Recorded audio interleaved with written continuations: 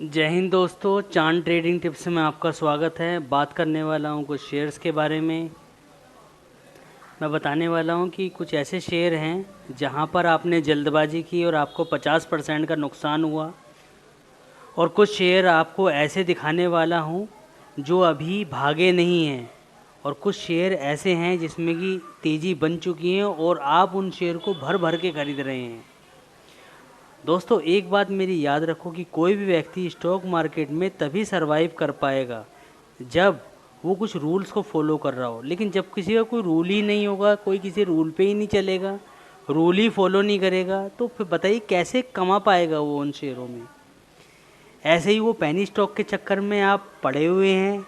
उन कंपनियों का प्रॉफिट ही नहीं हो रहा है। जिन पेनी स्टॉक को आप खरीद रहे हैं उनका पता ही नहीं है कि उनका काम क्या है, धंधा क्या है, कोई काम उनका चल भी रहा है या नहीं चल रहा है, लेकिन आपको उनको खरीदने से मतलब है।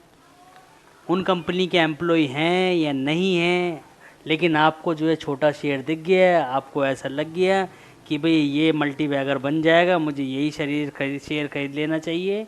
और कुछ टाइम के बाद आप देखते हैं कि आपका शेयर जो है नीचे आ गया और शेयर से जो है आपने नुकसान उठा लिया। जबकि ऐसा नहीं है, 1 लाख के 25,000 होने में कोई ज़्यादा समय नहीं लगता। ये गलती ना करें, ये बढ़िया कंपनी है, ऐसा सोच के आप किसी में इन्वेस्ट आँख आँख बंद करके, ब्लाइंड फेथ करके ना करें। ठीक है, समझ में आ गई मेरी बात। तो पेनी स्टॉक के बारे में ना पढ़ें, पेनी स्टॉक के चक्कर में ना पढ़ें।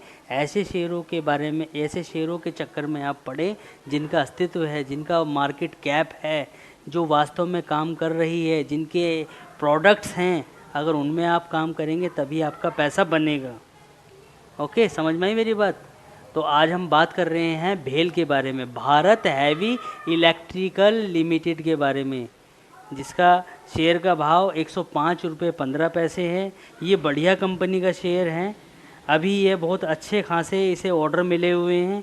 लगभग 6-7 हज़ार करोड़ के ऑर्डर यहाँ पर मिले हुए हैं, और अडानी ग्रुप की तरफ से भी इसे 4,000 करोड़ का ऑर्डर मिला हुआ है, जिसकी वजह से तेज़ी यहाँ पर हमें इसमें देखने के लिए मिली। लेकिन अभी मार्केट में गिरावट है, और गिरावट की वजह से ये शेयर भी लगातार गिरा। लेकिन लगातार गिरने से पहले इसमें कुछ समय पहले काफ़ी तेज़ी देखने को हमें मिली, लेकिन ये तेज़ी आगे देखने को हमें मिल सकती है। लेकिन अभी कंपनी का प्रॉफिट इतना अच्छा देखने को नहीं मिला है जितना देखने को मिलना चाहिए था। आने वाले टाइम में कंपनी का प्रॉफिट बढ़ जाएगा तो कंपनी जो है अच्छी ग्रोथ करेगी। और लेकिन फिर भी कंपनी ग्रोथ कर रही है।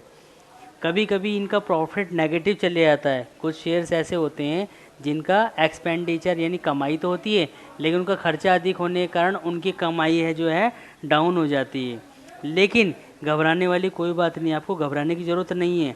अगर आपको देखना है तो देख लो, जोमेटो और पेटीएम एक ऐसे शेयर है जो लगातार घाटा होने के बावजूद भी इन शेयरों ने दुगना दुगना रिटर्न दे चुके हैं ये शेयर। लेकिन अभी जो ये कंपनी है ये आपकी ग्रो कर रही है। इसके फंड चलिए अब हम जानते हैं इसके फंडामेंटल्स के बारे में। देखिए, जैसे हम इसके फंडामेंटल देखते हैं, फंडामेंटल में हम ये देख रहे हैं कि इस पे कंपनी पे जो कैश है वो 6642 करोड़ रुपए का शेयर कैश है। और जो कंपनी के ऊपर डेप्ट है, डेप्ट का मतलब होता है कर्जा, यानी किसी की भी ग्रोथ का हम कर्जे से और कैश से पता लगा लेते हैं। यानी कि 6642 करोड़ रुपए कैश है इसके पास मौजूद है, और डेप्ट जो है यानी कि कर्जा है 5385 करोड़ रुपए। तो देखिए डिफरेंस तो ठीक ठाक है, यानी कि कैश तो इसके पास है अगर डेप्ट ही हटा देता है तो। अब आगे हम देखते हैं इसकी नेट सेल के बारे में। अब देखिए सेल देखिए 4672 करोड़, जून 2020 में 4672 करोड़, और खर्चा जो है 4841 करोड़। तो जाहिर सी बात है घाटा होना है। यानी कि अगर आप कमाई कर रहे हैं 100 रुपये की और आप खर्चा कर रहे हैं 125 रुपये, 125 रुपये, तो जाहिर सी बात है 25 रुपये कहाँ से आएंगे, तो 25 रुपये तो घाटे में जाएंगे। सेम इसी कंपनी के साथ ये ही हो रहा है। ये जो है इसकी कमाई इतनी है 4672 और खर्चा इतना है, तो ही ये लॉस दिखा रहा है। सेम इसी तरीके से सितंबर क्वार्टर में देखिए, सितंबर 2000 क्वार्टर में देखिए, सेल्स देखिए, खर्चा देखिए और प्रॉफिट देखिए, प्रॉफिट माइनस में आया। सेम इसी तरीके से दिसंबर क्वार्टर में भी ऐसा हुआ इसके साथ। दिसंबर क्वार्टर में इनने प्रॉफिट में आई कंपनी, क्योंकि कंपनी ने खर्चे को कम किया।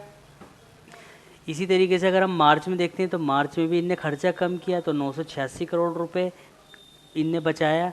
तो इसी तरीके से अगर हम जून क्वार्टर की बात करें तो जून क्वार्टर में ऐसा नहीं हुआ।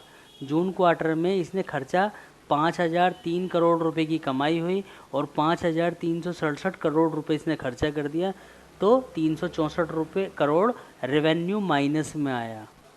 तो लेकिन कंपनी अगर अपने, जहाँ तक मैं देख रहा हूँ कि कमाई ठीक ठाक है, सेल ठीक ठाक है, अगर खर्चों पे कंपनी कंट्रोल कर लेती है तो कंपनी में आगे जाने के चांस तो हैं, तो कंपनी ग्रोथ कर सकती है। तो ये मेरा अनुमान है, लेकिन आप आंख मूंद के विश्वास ना करें, अपना एनालाइज करें, अपनी स्टडी करें, अपनी शेयर को समझें। आंख मूंद करके ब्लाइंड होकर ना फेथ करें कि भाई चांद ट्रेडिंग टिप्स ने कह दिया कि चांद ट्रेडिंग टिप्स आपके कहने पे हमने ख़रीद लिया, लेकिन ऐसा भी नहीं करना। आपको अपनी समझ से ख़रीदना है। ये मेरी एक राय है, ये मेरा एक अपना स्टडी है, ये मेरी एक अपनी स्टडी है, बाकी आपकी स्टडी है, ठीक है। तो इसके लिए आपको समय देना होगा, हर चीज़ को देखना होगा, ब्लाइंड होके काम नहीं करना पड़ेगा, फंडामेंटल देखने होंगे, तब जाके इसमें आप थोड़ा थोड़ा, अगर ख़रीदना भी है तो आप थोड़ा थोड़ा करके ही खरीदिए। तो आज के लिए सिर्फ इतना। तो जय हिंद।